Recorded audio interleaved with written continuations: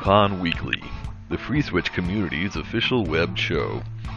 Tune in every week for updates in the FreeSWITCH project, interesting presentations, and interact with members of the FreeSWITCH community.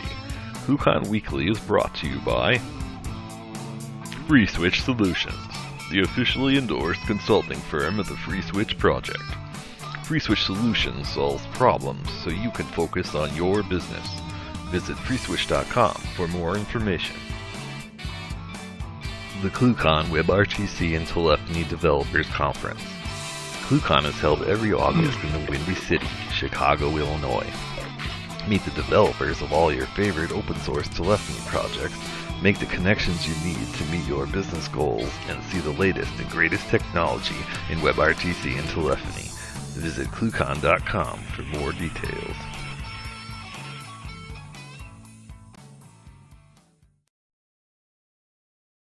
All right, guys, how you doing today? Welcome to ClueCon Weekly. Today is January the 13th, and here a little bit later we'll have Mr. Brian West joining us talking about NAT and FreeSWITCH and some of the fun things that you can do there to address those issues.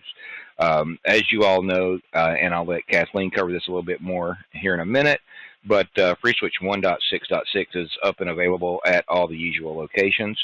Go out there and get that and start letting us know what you like about it. It's available today via Yum, Deb, repos, and via files.freeswitch.org. Thank you very much. Mr. West, how are you doing today? I'm doing pretty good. Just trying to get everything lined out to teach some people about NAT. Are you ready for that? I'm ready for that almost. But we want to cover a couple of things. ClueCon's rapidly approaching. Be sure to put it on your calendar. It's the week of the 8th of August. If you guys need assistance convincing your boss or business entities to send you or what the value is, don't hesitate to reach out to me. The phone number's on freeswitch.org. I will help you sell it. Yeah. So the Swiss Hotel looks like it's going to be a lot more space this year. Plus, we have a lot of other fun things in the works. So you guys definitely want to show up this year. Keep watching for news and announcements on that. And speaking of news and announcements, how are you doing today, Kathleen? I'm doing really well. This week we had 1.6.6 released, and the release notes for that can be found on freeswitch.org. Keep in mind, 1.4 is at end of life, so the releases, if there are any, will be small and far between. So, you may want to upgrade soon. It's probably better, and go check out 1.6 because it's awesome. Additionally, we have many awesome new things coming down the pipeline, so stay tuned for those announcements. And the best place you can do, or best thing you can do and best place you can see those would be Twitter, Facebook, and YouTube. So be sure to subscribe and follow at FreeSWITCH and at ClueCon. And then also, if you're interested in packaging or documentation, please join our HipChat channels, hipchat.freeswitch.org. You can get in, get your voice heard, and contribute and just see what all the fuss is about. So I think that's about it. All right, cool. Thank you, Kathleen. So, Mr. West, I'm going to go ahead and turn it over to you and let you get started here because I do know that you've got some stuff to show off today. And guys, sure do. Brian will be taking questions, at various points during his presentation. So, if you see something that you want to ask a question about, go ahead and ask that. You can unmute yourself here when he asks for questions and ask there. There's also the chat window here that you can get to just next to your members list. Just click the little chat icon there.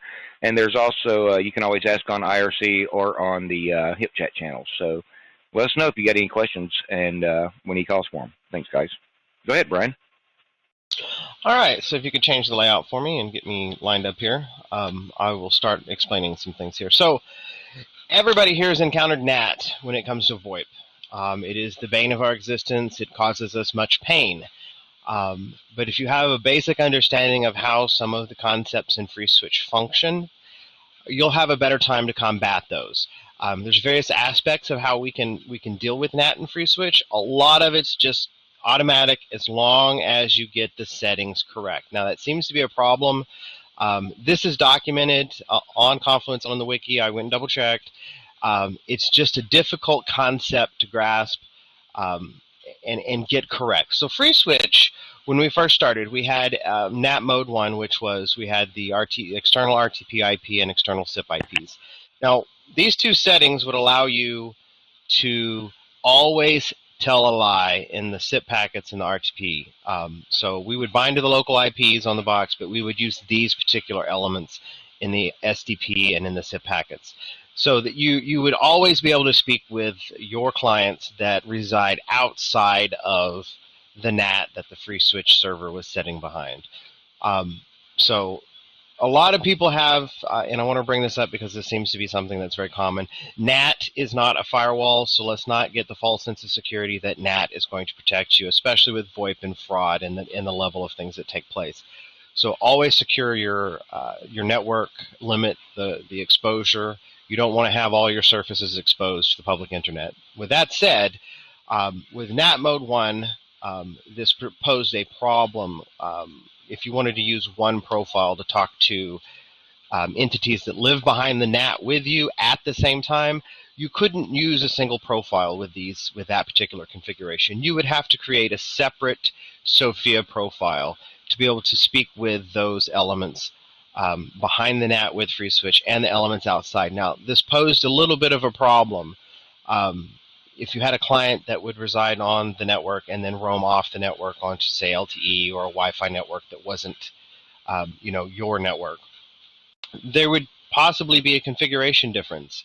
You can solve this with split DNS. There's other ways you can solve it, but adding that complexity on top of something that's already complex for a lot of people didn't make a lot of sense. So we added some support for NAT PNP and UPnP, which is NAT mode number 2. The second way you can configure the NAT mode is by setting your external RTP and SIP IPs to auto-NAT. And what this does is it activates the discovery process in the beginning. A lot of you guys probably run on static IPs and you start FreeSWITCH with -no NAT so that you don't waste those. It's a 3 to 5 second startup delay. So a lot of people take that penalty away by starting FreeSWITCH with -no NAT. If you're on a consumer grade connection with a consumer grade router, you probably have NAT PNP or UPnP. This makes it a little less painful.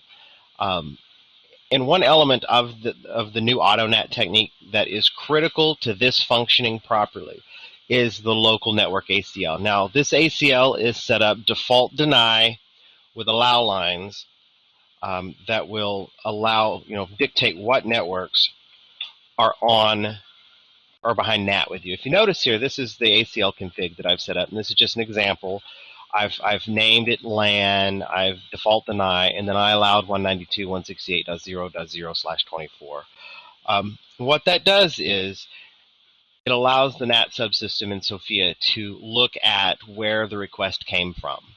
Not what's in the SDP and not what's in the packet, but where did this request actually come from, the real IP address. So it'll compare where it came from against this ACL. If there's a match, then it will use the external RTP and external SIP IPs, or won't use them if it matches the ACL. If it doesn't match the ACL, it will use those external settings so that you can determine if something's behind NAT with you or outside of NAT with you. So that's kind of the automatic, let's just make it work if we can in a consumer network, which is very common. A lot of people will deploy a PBX in a consumer grade connection and need these types of functionalities. The next mode is more of a static configuration of, I know my public IP, I know that I'm going to talk to things behind NAT and things on the public internet. So this allows you to prefix your external SIP and RTP IPs with AutoNAT:, no dash in there, just AutoNAT:. And what this does is it activates the local network ACL and hard sets your IPs to those values. So you always know those values. If they change, this will not function anymore. You'll have inconsistent calls where they end after 30 seconds if your IP happens to change. So, those are things you need to look out for if you don't have a true static configuration or static setup.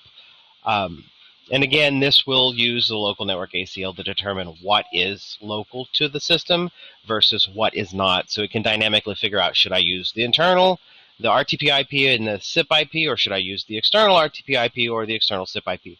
These are, this whole thing is a little bit confusing because a lot of people will assume that setting the local network ACL and just putting an IP in the external RTP and external SIP IPs will make this behavior happen. Unfortunately, it won't. You have to prefix it with AutoNAT. That's very critical. And the reason for that is so we could maintain backwards compatibility of the old behavior where you hard set the external RTP and external SIP IP addresses as in NAT mode 1. So we didn't want to break anybody in the field by changing that behavior. We try very hard not to have anything that would break a behavior. Now, if we do, you'll probably pay attention to Twitter, Facebook, the mailing list, because we did have a behavioral change that went out a few weeks ago or a few months ago at this point. And it was in the release notes. It was in the mailing list. We put it out there, so it's good to pay attention to the release notes, our social accounts, get involved in the mailing list, because those types of behaviors that could impact you when you upgrade your FreeSWITCH system. You want to ensure that you don't get hit by some of these things. So it's always a good thing to test in a development environment. It seems to be a very common thing that customers don't do that, or users don't do that, and they get bit by something. You got to remember, FreeSWITCH is open source, free software. You don't get charged for it. So helping the community out, getting involved, it's always a good thing to help out in the testing phases. Does anybody have any questions so far?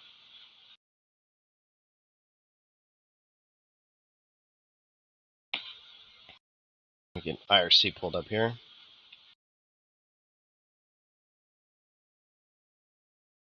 All right, guys. Ken, I don't think anybody has any questions about this concept. No, not at this point. It doesn't look like it.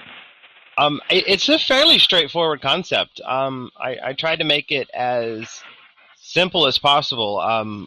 I wrote the bulk of this code that does the NAT processing in these config options. So I'm very familiar with how it functions. So if anybody has any questions, I'm going to ensure that, one, this video is linked from our Confluence page on this, because it is a concept that over the past 48 hours I've seen multiple people get tripped up by this exact thing, which is why we're here talking about it today. I've just seen an uptick in NAT-related questions and issues pop up on the mailing list. So I've got a question about NAT. Go ahead. Mm-hmm. What about, I know we deal with a lot of NAT in the SIP world and everything, and aren't there some settings that on the SIP profile that you might want to talk about for a minute? Things like dealing with certain UAs like polycoms and stuff like that may not have the most complete NAT support. Yeah, there's a couple of settings, and one of them that this one right here, the NDLB, no device left behind, force R port.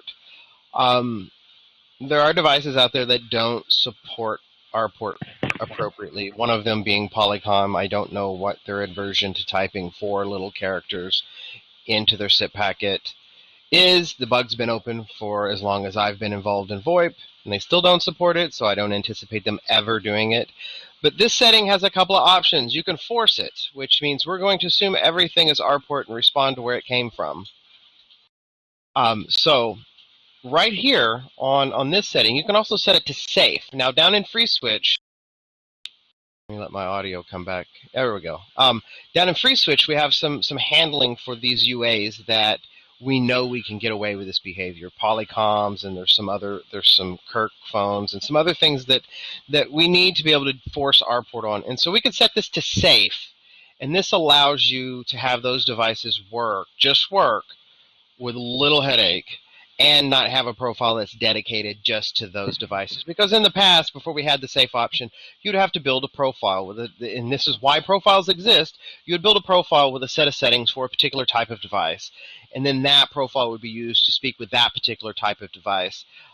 If you have 20 different devices that you deploy to your customers, then you would have 20 different profiles with various settings, which is probably the most correct way to do it. But as far as management, deployment, and keeping things running smoothly, minimizing the moving parts is always a good thing. Any other questions, Mr. Rice? Yeah, actually, I'm going to read one off from the chat window here.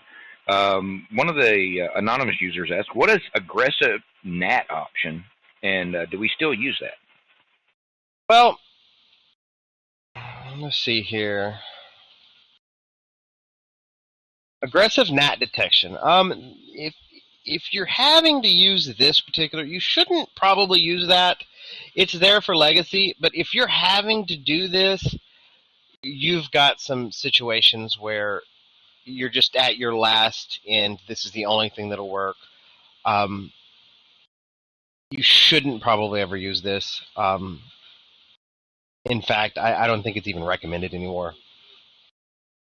Yeah, no, it's not. Also, I want to point out for those other folks that are paying attention there, that little comment directly under the aggressive NAT detection that Brian's showing in the screen share, that's in relation to aggressive NAT detection and 100 REL, I think. This is just 100 REL. Aggressive NAT detection doesn't specifically apply to that. The 100 REL, no, it doesn't. The 100 REL, there's a condition down in, so that's a completely different issue. And the reason this is disabled by default is there is the likelihood of a seg fault if this is enabled under certain conditions. And it's usually insane high load conditions. Things that are beyond what you and I would call realistic in a deployment. Yeah. So, you know. Yeah, if you don't know what a 100 REL is, trust me, you don't want to. Right. And then we also have the apply NAT ACL. This is just, should I do NAT processing on this packet? And you can set up an ACL to dictate when it should or should not. As you can guess, there's probably a little bit of a performance gain. In this day and age, with the CPUs and things as fast as they are and as much memory as we have, it's probably not something that's in the magnitude of measurable. That falls into the line of, you know, performance gains from playing native sound files. Now, a lot of people do that thinking, I'm going to have this massive performance gain from doing these things, but sometimes the effort put forth to gain that little bit of percentage is cheaper to buy another server. And you just have less to worry about and deal with at that point. Is there anything else anybody has questions about? Oh, here's another one. I got another one that we can go for. If you have a question, let me get this thought out before I forget it. If you guys have been paying attention to WebRTC and how big those SDPs are, there's a reason those are going over TCP WebSockets, because they're too large to go over UDP because of the MTU. We've all hit this. Compact headers is another way for you to save space in your SIP packets to not hit that MTU mark. Always a good thing. Unless the device you're talking to doesn't support it.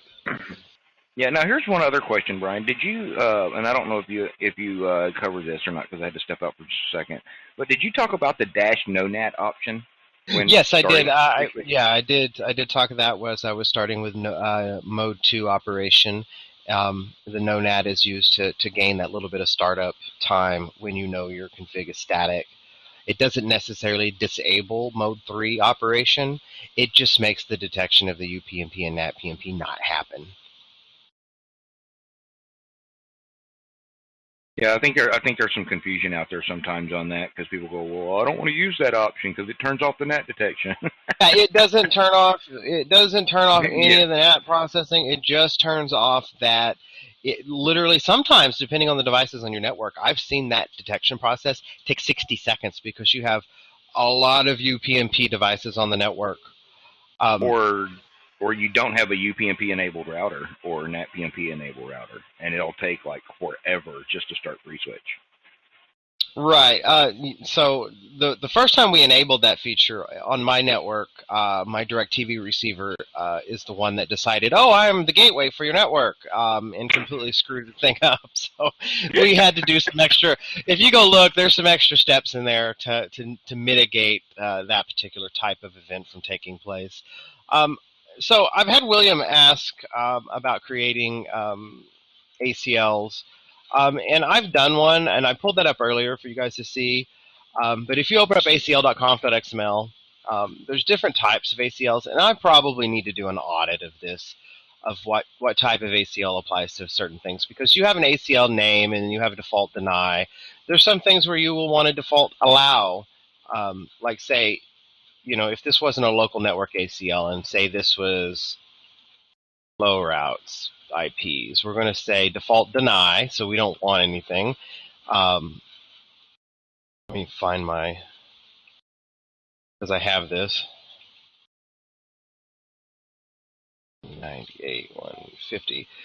So when on my personal PBX, I use FlowRoute as my provider. So I've asked them for the list of IPs of their proxies. So I've set it up where I don't have anything but their IPs on the allow list on the SIP invite, so everything gets denied. So I don't have to worry about the nice scammers trying to fraud me.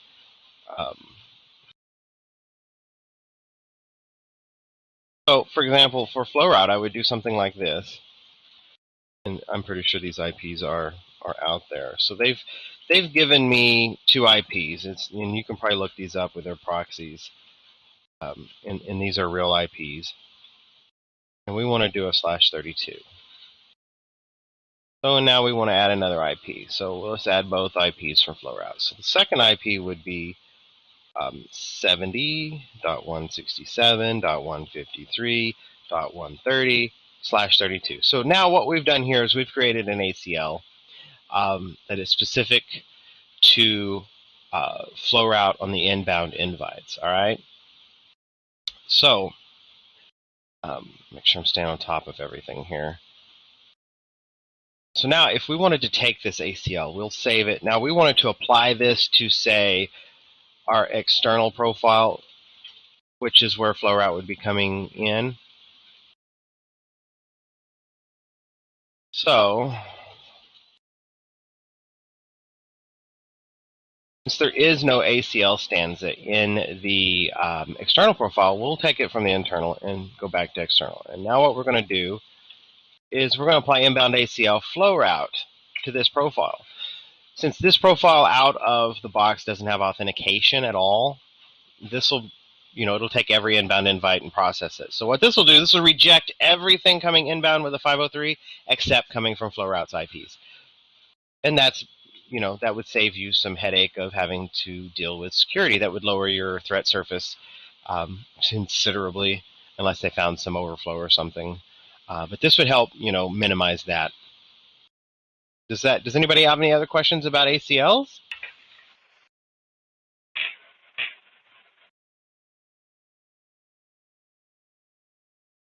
Ken, do you have anything to add? I don't. So yeah, if you guys have any other questions or anything, don't hesitate to reach out to us. We can update this. Yes, you can apply multiple ACLs to the profile. Just multiple inbound ACL stanzas, and it'll just add them as an array. There is a limit to the number of you can do.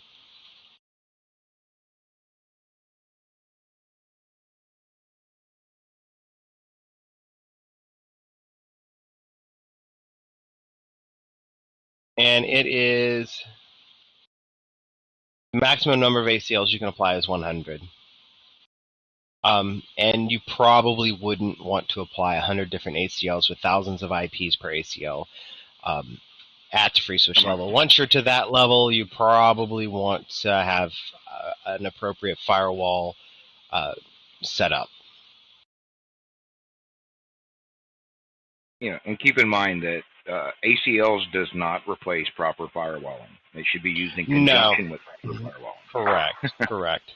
And sometimes the ACLs, like the NAT detection, like the local network ACL, is not even used to block anything. It's used to determine if something is local or remote.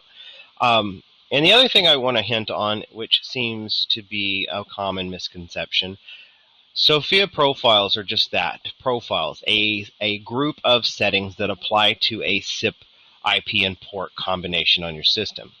The name of these profiles are arbitrary. A lot of people seem to get hung up on the vanilla config because we have one called internal and one called external, and that seems to be a lot of people deploy it that way. So I think they get caught up on thinking that that's referring to the network, not necessarily where the calls are coming from and going to. So they look at that as this is the internal network profile and this is the external, from a public-private LAN perspective.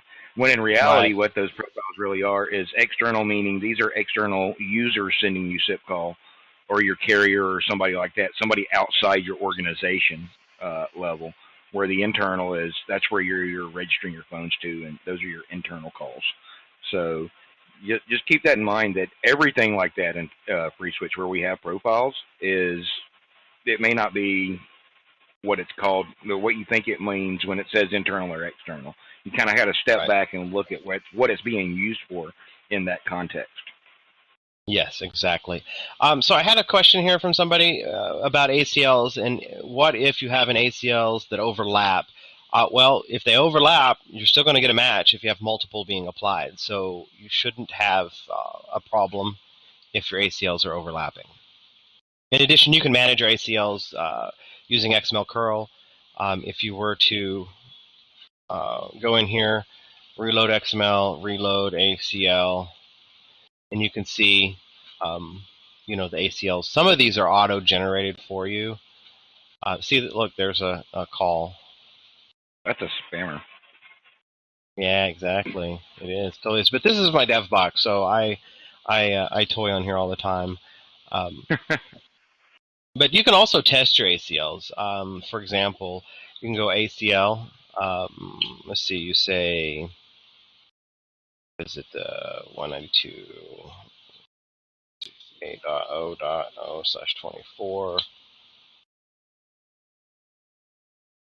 So 192.168.0.1. That backwards. Sorry about that. And I always do this. 24. Okay, so you say I want to check IP 192.168.0, and you can also do a list here. So you can say local auto, I think is what it's called. So that's not in my local network, but this one will be.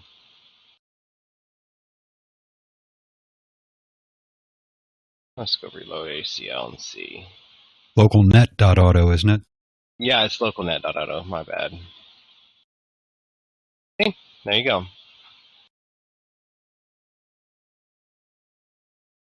But you can also use, for example, these ACLs are usable as well. Your dial plan, if you were to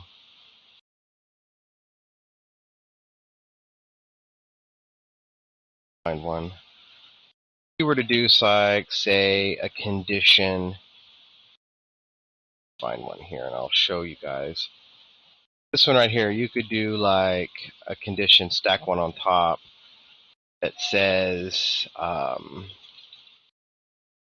you could say, let's see here, pick destination number and say network, or just say true. Your expression like this goes $ACL. Once you have that the other way around. It works both ways.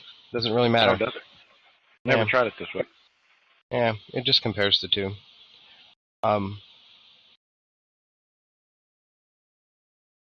But yeah, that's, you can ACL the same way you can from the 68.1.1.0. Actually, you would do something like this, $network adder. I'm doing this by the seat of my pants. 1.0/24. So you could be like, all right, this group intercept can only take place from this network. And now when they hit *8, only people on the local network or within that ACL would be able to do it. So I beg question. Ask away. This isn't directly related to NAT, but since we're on ACLs, I got hung up, and I've seen other people get hung up on the ACLs as it has to do with registration. And is it true that a phone that matches an ACL doesn't have to authenticate? It simply registers right away without the auth challenge or the digest? There is no. There's a way to authenticate. There's the domains ACL, which just is a special ACL. So that's kind of a tricky question because there's a lot of variables that go into that. So you could authenticate people via the ACL, but you'd have to turn authentication off. So there is a way to do it. I think I have the internal profile set up like this. That's right. So the internal profile has the inbound ACL. So this particular ACL is a special ACL, all right, that is compiled from the list of ACLs. Talking about apply register ACL, Brian. Well, we also have this one as well. Let me show you. The domains ACL is built from these CIDR elements from the user directory automatically. So if you set one in here, then it will allow that in. Register ACL. So that's pretty much it right there. The register ACL. You can use the domains as well, or whatever ACL you want to give it, or whatever ACL you give it. Yeah. Yeah. Well, I think what happened a week or two ago. Allow them to do is register that way.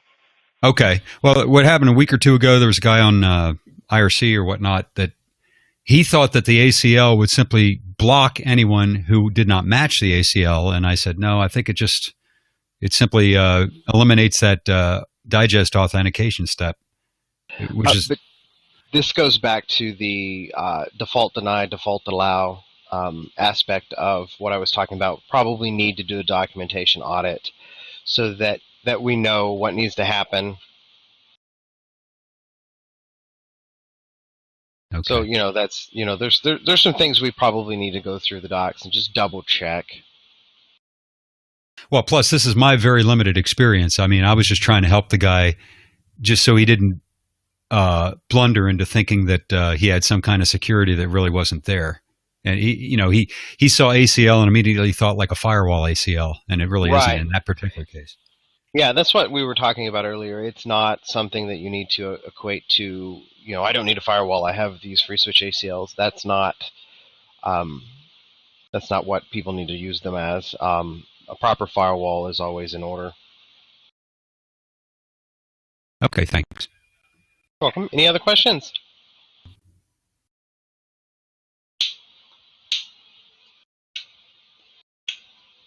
Yeah, I got a question. Mm-hmm. So I'm having NAT issues like this, and I don't want to discuss them in public. How do I get support for FreeSWITCH? If you have something that you don't want to discuss sensitive information, you can email consulting@freeswitch.org, and then we can set up a time to get somebody on the phone to assist you with that aspect of your problem. Because honestly, if you try to do something like sanitize or redact the logs and do it on the public JIRA, you're actually hindering our ability to fully understand your problem. There's been times in the past where people thought, oh, I'm going to redact all these IP addresses with just a search and replace, and all of them is x.x.x, and then you don't know what's what, and it's difficult to follow. Thank you. Because the problem might be related specifically to those IPs. Correct. Yeah. I don't know, Brian. How many times have you seen people using non-RFC 1918 IPs for behind that? I've actually, you'd be really shocked how common it is for a network admin just to pull an IP range out of a hat and apply it to their internal network as if it's their IP range. It is, if you do that, don't. Okay, just don't. VPN providers would have been known to do that also. Yeah. There was one that got caught a while ago using like the British version of the DoD, the MOD, using their entire net block for a VPN service, and wondered why certain networks didn't work. Definitely. Yeah, so, yeah, you got to watch out for that kind of thing. But all right, guys, any other questions for Mr. West while he's still here?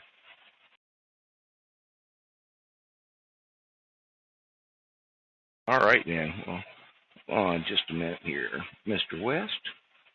I'm going to change this around just a little bit, and we're going to, there we go. So thanks, Brian, for coming out today and talking about a lot of the stuff to dealing with NAT. And is there anything you want to get in here before we get our parting shots in for the day? Don't forget to follow us on Facebook and Twitter, please. We do put a lot of information out there for everybody to see, so it's always a good way to keep in touch with us. If you're not currently a member of the mailing list and you are a developer or just a user that needs assistance or wants to discuss options, you're okay. Keep going. Okay. Wants to discuss options, join the mailing list. It's a good place to interact with the team. Yeah, and also don't forget we have a very active IRC channel where people are there 24/7, and also if you go to FreeSWITCH.org, there is a link to the HipChat channel right there. So if you have a Jira account, which if you don't have one, you can just go sign up for one for free. Then you can log into the HipChat server and you can see who's around and chat with different guys there. There's various rooms that are for various FreeSWITCH related things on there, and including ClueCon. So come join us on there and hang out. I think Brian might have a couple of links for you that we'll post down in the show notes at the bottom of the page here. Don't forget to subscribe to our channel and get updates on all the upcoming videos when they come out, and get reminders on when we'll be doing these live streams again. We're working on some guests coming up, so definitely keep your eye out for what those are. I think we're going to have Mr. Randy Resnick here in a couple of weeks from the VUC talking about communications in general. It's always interesting to get him on here and get chatting with him. So you guys definitely want to watch out for that announcement. We're working on some other guests. If you have any suggestions for guests, please let me or Kathleen know. You can email us at krice or kathleen@freeswitch.org, and we'll go track them down and get them in here. All right, guys, thanks. We'll see you back here next week. Don't forget us, ClueCon Weekly. Thanks, guys.